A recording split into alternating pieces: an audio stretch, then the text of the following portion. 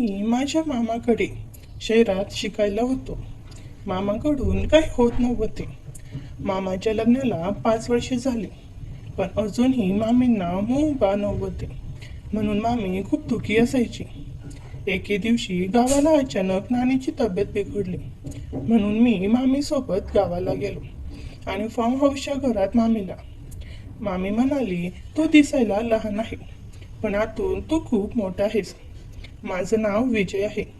आमच्या घरात माझे बाबा, आई, मी आणि माझा लहान भाऊ असे 4 जण आहोत. माझं वय 19 वर्ष आहे.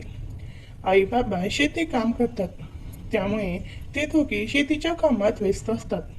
माझा भाऊ त्यांच्याकडे राहून शिक्षण घेतो आणि यूट्यूबवर व्हिडिओ अपलोड करून पैसा कमवतो आणि शेती कामातही त्यांना मदत करतो. मी शिक्षणासाठी माझ्या मामाकडे शहरात राहतो. माझे मामा पुण्यामध्ये मोठे बिझनेसमॅन आहे, म्हणून पुढचं शिक्षण मी तिथेच राहून घेतो. तिथे मामा आणि मामी दोघेच असतात. ही कथा आहे माझी आणि माझ्या मामीची. जेव्हा मी माझ्या मामीला तिच्या वडिलांच्या गावात सुंदर वेळचा अनुभव दिला. मित्रांनो, माझ्या मामीचे नाव रेश्मा आहे. त्याची उंची साधारणपणे लगभग 5 फूट 5 इंच आहे आणि शरीराने भरदार आहे. माझी मामी बहुतेक वेळा साडी घालते, पण रात्री झोपताना नाईटी घालते. एके दिवशी मामीच्या सासूचा म्हणजेच माझ्या नानीचा फोन आला. नानीने सांगितलं की नानाची तब्येत ठीक नाहीये आणि मामीला गावाला यावं लागेल.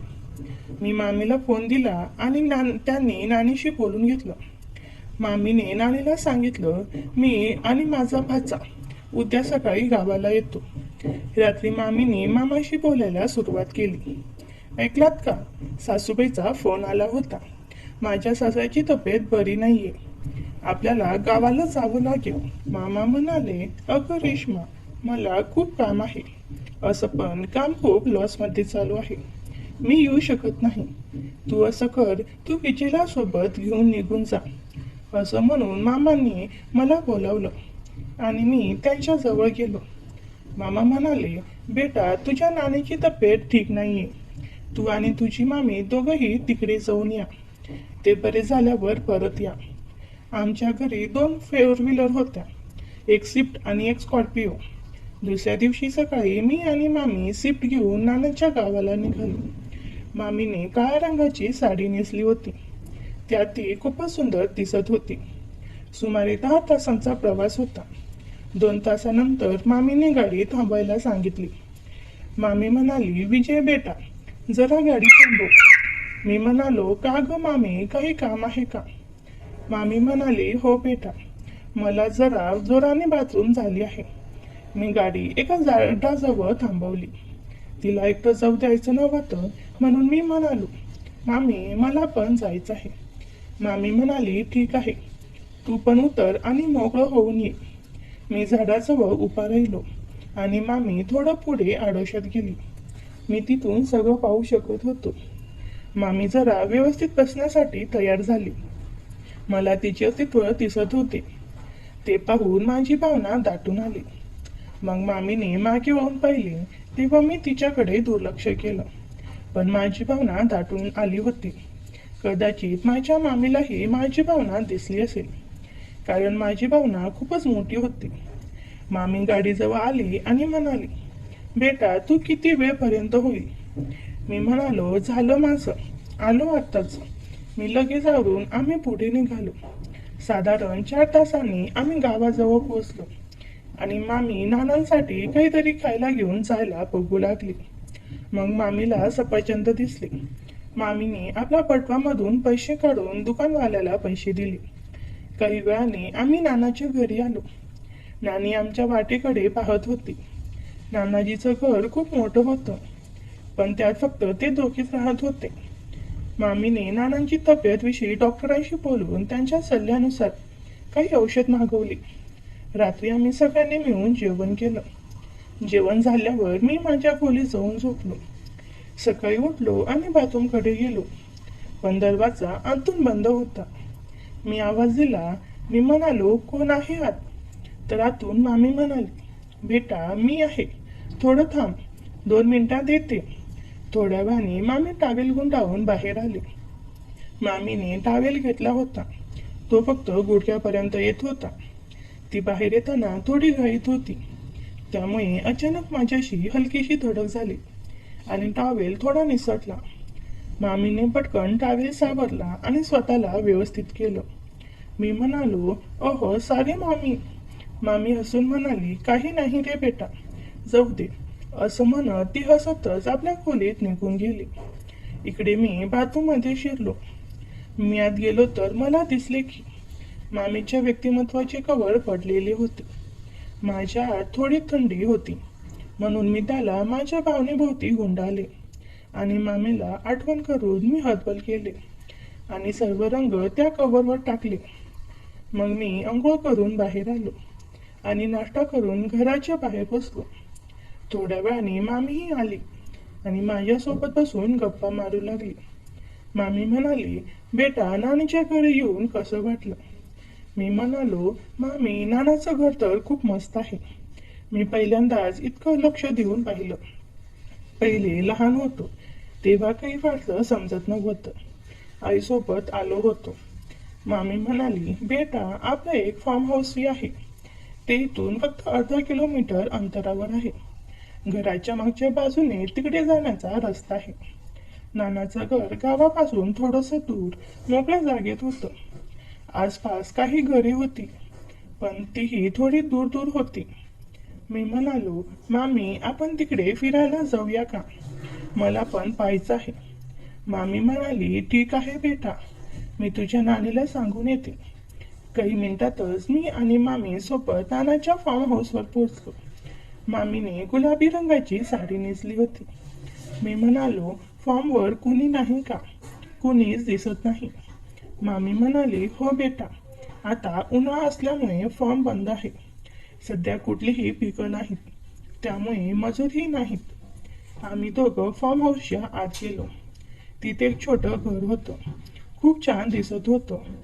मग आम्ही घराच्या छतावर गेलो. तिथून मी पाहिलं तर जवळच एक छोटंसं तळ होतं. त्याचं पाणी अगदी स्वच्छ होतं. मी ते मामीलाही दाखवलं. मी म्हणालो, "मामी, ते तर किती मस्त आहे ना. माझं तर अंघोळ करण्याचं मन होते. आपण तिकडे जाऊया का?" मामी म्हणाली, "बेटा, मन तर माझंही होतंय." माझी मामी थोडीशी चिंताग्रस्त वाटली आणि म्हणाली, "पण आपण कपडे आणले नाहीत." मी म्हणालो, "अगं मामी, खाली रूममध्ये कदाचित काही टावेल्स असतील. मी आणतो." मामी थोडी संकोचली आणि म्हणाली, "पण फक्त टॉवेलमध्ये." मी हसत म्हणालो, "अगं मामी, आपण दोघेच आहो इथे. दुसरं कोणी नाही. लाजण्यासारखं काही नाही. आणि मी तुला आधीही टॉवेलमध्ये पाहिलं आहे." मामीने थोडा विचार केला आणि म्हणाली, "ठीक आहे, जाऊया." मग आम्ही दोघं तलावाच्या काठाशी पोचलो.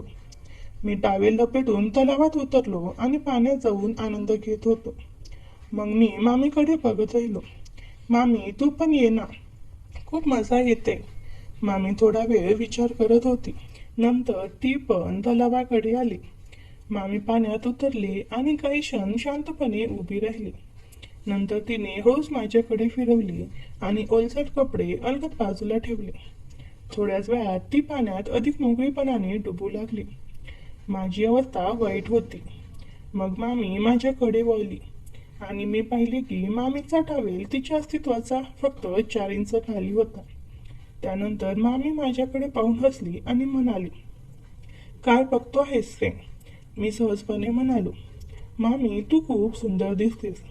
ती हलकसं हसली आणि म्हणाली, "थँक्यू बेटा." त्यानंतर आम्ही जवळपास तासभर एकत्र मस्ती केली.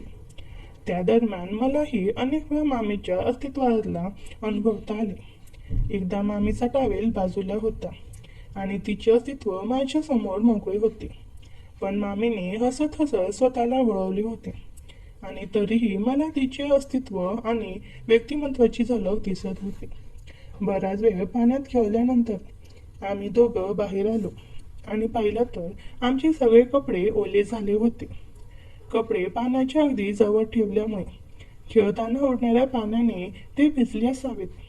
मी मामीकडे पाहत म्हणालो, "मामी, आपले सगळे कपडे ओले झालेत." मी विचार करत म्हणालो, "आता काय करायचे?" मामी म्हणाली, बेटा आधी फार्म हाऊसवर जाऊया, मग बघू काय करायचं. आम्ही दोघं घरात आलो. मग मामी म्हणाली, एक काम करूया, सगळे कपडे छतावर वाळत टाकू आणि मी तुझ्या नानीला फोन करून सांगते की आपण संध्याकाळी परत येईन. मी मान डोलावली. ठीक आहे मामी. नंतर मामीने नानीला फोन करून कळवलं की आम्ही फार्म हाऊसवर आहोत आणि संध्याकाळी घरी येऊ. मग आम्ही दोघांनी मिळून कपडे छतावर वाळत घातले. त्यावेळी आम्ही दोघंही फक्त टॉवेलमध्ये होतो. आम्ही खाली येऊन खुर्चीवर बसलो आणि बोलू लागलो. मी म्हणालो, मामी आपल्याला सर्दी होईल कारण आपण दोघांनी ओले टॉवेल्स घेतले आहेत. मामीलाही असंच वाटत होतं. मामी म्हणाली, हो बेटा, पण काय करायचं. मी म्हणालो, मामी मला एक आयडिया आहे. मामी म्हणाली, काय. मी म्हणालो, आपण दोघं काही वेळ टॉवेल शिवाय राहूया आणि टॉवेल सुकल्यावर परत घालू. मामी म्हणाली, चांगली कल्पना आहे, पण बाळा मी तुझी मामी आहे, मी एक स्त्री आहे. मी म्हणालो, मामी मी तुझा मुलगा सारखा आहे, तू कशासाठी लाजत आहेस. अगदी लहानपणीही तू मला अशी पाहिलं आहेस. आई म्हणाली, ठीक आहे बेटा, तुला काही प्रॉब्लेम नसेल तर मी मान्य करते. मग मम्मीने घराचा दरवाजा अजून बंद केला आणि आम्ही दोघंही मोकळे बसलो. मामी हाताने तिचे अस्तित्व लपवत होती, पण तिचे व्यक्तिमत्व सगळे दिसत होते. माझी भावनाही दाटून आली होती. मग तिने माझी भावना दाटून आलेली पाहिली. थोडा वेळ आम्ही दोघं बसून होतो. मला थोडी तहान लागली. मी मामीला म्हणालो, मामी मला खूप तहान लागली. मामी म्हणाली, बाळा घरात पाणी नाहीये, कदाचित बाहेर एखादा टब असावा. पण बाळा आपण तर अशी आहोत. मामी थोडा संकोचात म्हणाली, आपण बाहेर जाऊ शकत नाही. मी म्हणालो, पण मामी मला खूप तहान लागली आहे. मामी म्हणाली, बाळा तू एक काम करशील का, पण हे कुणालाही सांगू नकोस. मी म्हणालो, हो मामी. मामी म्हणाली, बाळा एक काम कर, तू माझ्या अस्तित्वातले दूध पी. मी म्हणालो, मामी तुझ्या व्यक्तिमत्वात अजूनही दूध आहे का. मामी म्हणाली, हो बेटा, तुझ्या मामांना दूध प्यायला खूप आवडतं, म्हणून मी औषध घेऊन माझ्या व्यक्तिमत्वात दूध बाहेर पडण्याची व्यवस्था केली आहे. मी माझी खुर्ची मामीजवळ आणली आणि तिच्याजवळ बसलो आणि व्यक्तिमत्वातून दूध पिऊ लागलो. पण दूध येत नव्हतं, पण खूप मजा येत होती. मी तिच्या डोळ्यात पाहिलं आणि तिच्या डोळ्यातून प्रभावित झालेली अवस्था पाहताना दिसली. मला समजले की माझ्या मामीला पण माझ्या भावनेची तहान लागली आहे. मामीने माझा एक हात तिच्या व्यक्तिमत्वावर ठेवला आणि म्हणाले, बेटा व्यवस्थित. मी म्हणालो, होय मामी. मी म्हणालो, मामी खूप गोड आहे. माझी भावना दाटून आलेली होती. आता मामी आवाज करू लागली. मामी म्हणाली, आता मला पण खूप तहान लागली आहे विजय. मग मी काही मिनिटांनी दूध प्यायचे सोडले आणि तिच्या व्यक्तिमत्वाला सुंदर वेळ देऊ लागलो. आम्ही दोघंही प्रभावी झालो होतो. थोड्या वेळाने मी तिला आत बेडरूममध्ये घेऊन गेलो. ती पूर्णपणे हिरोईनसारखी दिसत होती. ती म्हणाली, बेटा हे कुणाला सांगू नकोस, हे प्रकरण फक्त आपल्या दोघांमध्येच राहावे. मी म्हणालो, हो मामी. मग मी मामीच्या जीवनावर भावना घासू लागलो. मामी हळू आवाजात म्हणाली, बेटा तू पॉकेट आणलास ना. मी म्हणालो, नाही मामी. ठीक आहे, तू एक काम कर, शेवटच्या वेळी जेव्हा रंग सोडणार आहेस तेव्हा ते माझ्या जीवनावर सोडू नकोस. रंग बाहेर टाक, नाहीतर बेटा तू पाप होशील. मी म्हणालो, हो मामी. मी रंगाची पिचकारी बाहेर सोडेल. मग मी माझी भावना तिच्या जीवनात टाकली तर मामी ओरडली, अरे त्याला बाहेर काढ. मी माझी भावना बाहेर काढली आणि मामीला विचारले, मामी काय झाले. मामी म्हणाली, तू एक काम कर, थोडं तेल आण आणि ते तुझ्या भावनेवर लाव आणि थोडं जीवनावर पण, मग मला सुंदर वेळेचा अनुभव दे. मी थोडे तेल आणले आणि तिच्या जीवनावर लावले आणि भावना आत टाकून सुंदर वेळेचा अनुभव तिला देऊ लागलो. मी म्हणालो, अरे मामी मला खूप मजा येत आहे. सुमारे 30 मिनिटे सुंदर वेळ घालवल्यानंतर मी पिचकारीतून रंग सोडणार होतो. मी म्हणालो, अरे मामी मी रंग सोडणार आहे. मामी म्हणाली, बेटा रंग जीवनात नको सोडू. मी सुंदर वेळचा अनुभव घेत असताना चुकून सर्व रंग बाहेर आला. मी म्हणालो, अरे मामी मला माफ कर, चुकून झालं. मामी म्हणाली, बेटा तू काय केलंस? माझी भावना अजूनही तिच्या जीवनातच होती. मामी म्हणाली, बेटा एक काम कर, संध्याकाळी कोणत्याही मेडिकल स्टोअरमधून औषध आणि काही पॉकेट घेऊन ये. मी म्हणालो, हो मामी, चांगली कल्पना आहे. त्यानंतर आम्ही दोघांनी फार्म हाऊसमध्ये 3 वेळा सुंदर वेळचा अनुभव घेतला. मग आम्ही घरी आलो. संध्याकाळी मी मेडिकलवरून काही गोळ्या आणि पॉकेट आणले आणि मामीला दिली. रात्री मामीने नानीला सांगितले, मी विजयसोबत खोली झोपते. त्यांना यावर काही अपेक्षा नव्हता. अशा प्रकारे आम्ही काही दिवस नानाच्या घरी राहिलो. रोज दुपारी आणि रात्री उशिरापर्यंत आम्ही आनंदाने वेळ घालवत होतो. एके दिवशी आम्ही सकाळी लवकर उठलो. गावातून परतण्याची तयारी सुरू केली. मामींनी नानाजी आणि नानींना निरोप दिला. नानाजींची तब्येत आता बरी सुधारली होती, त्यामुळे त्यांच्या चेहऱ्यावर समाधान दिसत होतं. नानी म्हणाली, रेश्मा, विजय बेटा लवकर परत या हो. मामीने हसत होकार दिला आणि मी गाडीची चावी हातात घेतली. मामीने आज गुलाबी रंगाची साडी नेसली होती आणि तिच्या चेहऱ्यावर एक वेगळी चमक होती. कदाचित गावातील त्या खास क्षणामुळे ती थोडी मोकळी आणि आनंदित वाटत होती. आम्ही गाडीत बसलो आणि परतीच्या प्रवासाला निघालो. पहिले 2 तास शांततेत गेले. मी गाडी चालवत होतो आणि मामी बाजूच्या सीटवर बसून खिडकीतून बाहेर पाहत होती आणि बाहेरचा नजारा पाहत होती. मग अचानक मामी म्हणाली, दीपक तुला गावात कसं वाटलं? मी म्हणालो, मामी खूप मजा आली. फार्म हाऊस, स्थळ आणि आपली मस्ती कधी विसरणार नाही. मामी हसली आणि म्हणाली, हो, पण आता घरी गेल्यावर सगळं नीट हाताळायचं हो. तुझ्या मामांना काही कळायला नको. मी म्हणालो, काळजी करू नको मामी, मी काही सांगणार नाही. प्रवासात मला तहान लागली. मी म्हणालो, मामी पाणी आहे का? मामीने बॅग उघडली आणि पाण्याची बाटली काढली, पण ती पाहून हसत म्हणाली, विजय आता तुला पाणीच हवंय ना? फार्म हाऊस सारखं नाही हे नाही ते. मी लाजलो आणि फक्त पाणी घेऊन पाहिलो. मामी मला चिडवत होती, पण तिच्या डोळ्यात एक खड्ड्या चमक होती. 5-6 तासांनी आम्ही घरी पोहोचलो. मामा कामावरून घरी अजून परत आले नव्हते. मी गाडी पार्क केली आणि सामान हात आणलं. मामीने स्वयंपाकघरात जाऊन चहा बनवायला सुरुवात केली. रात्री मामा घरी आले तेव्हा ते थकलेले दिसत होते. त्यांनी मामीला आणि मला विचारलं, गावात कसं होतं? मामी म्हणाली, सासरे बुवा आता बरे आहेत. आम्ही त्यांची भरपूर काळजी घेतली. मी म्हणालो, हो मामा, फार्म हाऊस पण पाहिलं, खूप छान आहे तिथे. हे ऐकताच मामी माझ्याकडे मोठ्या डोळ्याने पाहिली. मी शांत झालो. मामा म्हणाले, ठीक आहे. रात्री जेवण झाल्यावर मी माझ्या रूममध्ये गेलो, पण मनात गावातील त्या क्षणाची आठवण येत होती. मामीही थोड्या वेळाने माझ्या रूममध्ये आली. तिने नाईटी घातली होती आणि हातात एक ग्लास दूध घेऊन आली होती.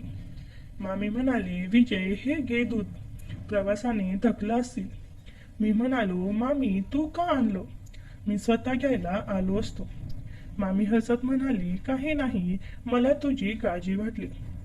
ती माझ्या शेजारी बसली आणि म्हणाली, उद्या मामांसोबत जा, तुला कॉलेजला सोडून देतील, पण नीट लक्ष ठेव हो, ते गोष्टी कुणाला सांगू नको. मी दूध प्यायलो आणि मामीला म्हणालो, मामी तू पण झोप आता, उद्या सकाळी लवकर उठायचे. मामी माझ्या कपावर हात फिरून गेली. तिच्या स्पर्शाने मला पुन्हा फार्म हाऊसची आठवण झाली, पण मी भावनांवर नियंत्रण ठेवलं. मग सकाळी मी आणि मामा शहरात निघालो.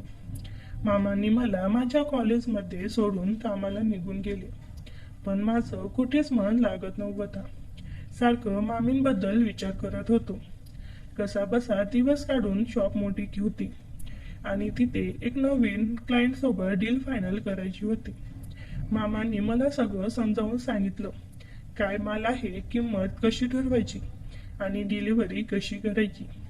मी लक्षपूर्वक ऐकत होतो. काम संपेपर्यंत दुपार झाली.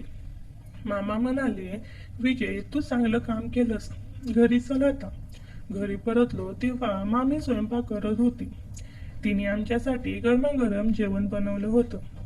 पनीरची भाजी, भात आणि चपाती. जेवताना मामा म्हणाले, रेश्मा, विजयला आता आपल्या बिझनेसबद्दल शिकायला हवं. मी एकटा किती दिवस करणार. मामी म्हणाली, हो ठीक आहे, पण त्याचा अभ्यासही चालू ठेवू द्या. मी म्हणालो, हो मामी, मी दोन्ही सांभाळेन. रात्री मामा लवकर झोपले, कारण ते थकले होते. मी आणि मामी हॉलमध्ये बसून टीव्ही पाहत होतो. मामीने मला हळूच विचारलं, विजय तुला गावातली मजा आठवते का? मी म्हणालो, हो मामी, खूपच. मामी हसत म्हणाली, पण आता घरी असं काही नाही हो, मामा आहेत ना. मी म्हणालो, हो मामी, समजलं. पण माझ्या मनात एक खड्या कल्पना आली. मी म्हणालो, मामी, मामा झोपले की आपण गप्पा मारूया का? मामी म्हणाली, ठीक आहे, पण फक्त गप्पा हो. रात्री 11 वाजता मामा गाढ झोपेत होती. मी आणि मामी टेरेसवर गेलो. तिथे थंड हवा सुटली होती. मामीने मला जवळ घेतलं आणि म्हणाली, विजय तुला माझी खूप काळजी वाटते ना? मी म्हणालो, हो मामी, तू माझ्यासाठी खूप खास आहेस. मामी म्हणाली, बेटा मी पण तुझ्यावर खूप प्रेम करते. गावात जे झालं ते तिथेच ठेवूया. मी मान डोलावली, पण मनात एक वेगळीच आग होती. मामीने मला मिठी मारली आणि आम्ही खाली आलो. त्या रात्री मी स्वप्नात पुन्हा फार्म हाऊस पाहिलं. काही दिवसांनी दीपक, माझा लहान भाऊ, गावावरून आमच्याकडे आला. त्यांच्या येण्याने घरात गडबड वाटली, पण मामी आणि माझ्यात एक गुप्त बंध तयार झाला होता, जो आम्ही दोघे समजत होतो. एक दिवस मी शाळेतून घरी आलो, तेव्हा मला आमच्या ओठांवर एक पॉकेट पडलेला दिसला. मी ते उचलून पाहिलं तर मी दंगत राहिलो आणि विचार करू लागलो की मामा पण कामावर आहे, मामी आणि दीपक दोघेच घरी आहे. नेमकं हे पॉकेट इथे कसे काय आले आणि याचा वापर कोण करत आहे? मला काहीतरी गोंधळ वाटलं, म्हणून मी खिडकीतून आतमध्ये डोकावून पाहिलं. तर मित्रांनो, समोरचं दृश्य पाहून माझी पायाखालची जमीनच सरकली. त्या दिवशी नेमकं काय घडलं हे जाणून घ्यायचं असेल तर पुढचा भाग नक्की बघा आणि चॅनलला सबस्क्राईब करा.